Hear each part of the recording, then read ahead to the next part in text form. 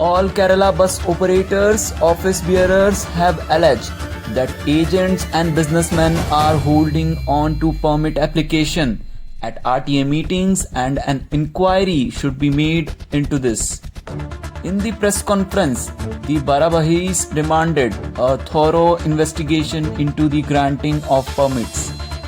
Permits which cannot legally be granted and variation permits in previous RTA meetings have been granted without following the norms. But no action has been taken in this regard. Officials pointed out that the roads will be overcrowded while there are private buses and KSRTC buses in every direction at the distance of a minute.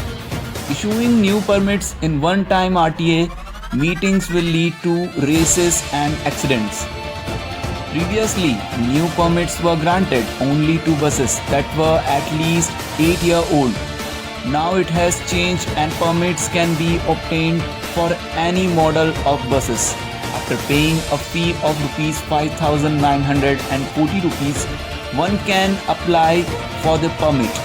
83 new permits and 33 variations were seen on the agenda in the 1812-2023 RTA meeting. It is doubtful whether there are agents and lobbies working in the district for commercial interest and doing business by making permits. A comprehensive investigation should be done on this by AKBOO officials. Keep watching AN News for more such updates in the future. Conductor പിടിച്ചു നിന്ന കേസെടുത്തു. അത് കേട്ട പാതി police അപ്പം തന്നെ POCSO case ചേർന്നു അയാളാത്തിലാണ്.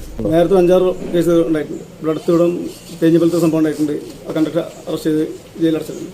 ഈ ഒരു സാഹചര്യത്തിൽ തൊഴിലാളികൾ തൊഴിൽ തയ്യാറല്ല. ഇതൊരു പണിമുടക്കല്ല.